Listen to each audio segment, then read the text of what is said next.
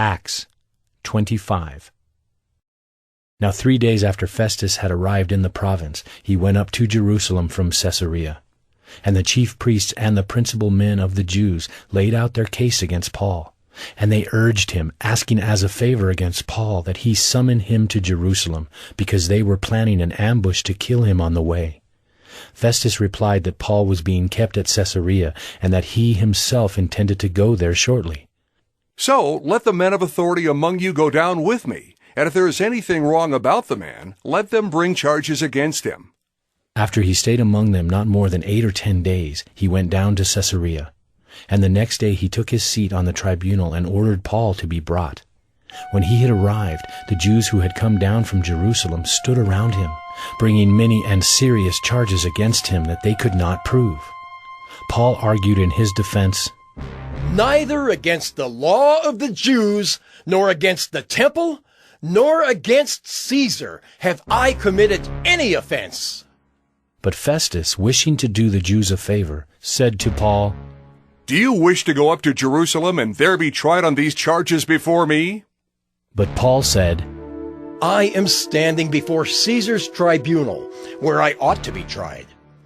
To the Jews I have done no wrong, as you yourself know very well. If, then, I am a wrongdoer and have committed anything for which I deserve to die, I do not seek to escape death.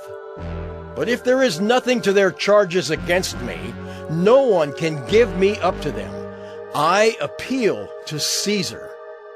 Then Festus, when he had conferred with his council, answered, "To Caesar you have appealed, to Caesar you shall go." Now when some days had passed, Agrippa the king and Bernice arrived at Caesarea and greeted Festus. And as they stayed there many days, Festus laid Paul's case before the king, saying, "There is a man left prisoner by Felix, and when I was at Jerusalem, the chief priests and the elders of the Jews laid out their case against him, asking for a sentence of condemnation against him. I answered them that it was not the custom of the Romans to give up anyone before the accused met the accusers face to face and had opportunity to make his defense concerning the charge laid against him. So when they came together here, I made no delay, but on the next day took my seat on the tribunal and ordered the man to be brought. When the accusers stood up, they brought no charge in his case of such evils as I supposed. Rather, they had certain points of dispute with him about their own religion and about a certain Jesus, who is dead, but whom Paul asserted to be alive. Being at a loss how to investigate these questions, I asked whether he wanted to go to Jerusalem and be tried there regarding them. But when Paul had appealed to be kept in custody for the decision of the emperor, I ordered him to be held until I could send him to Caesar." Then Agrippa said to Festus, "I would like to hear the man myself." "Tomorrow you will hear him." So on the next day Agrippa and Bernice came with great pomp, and they entered the audience hall with the military tribunes and the prominent men of the city.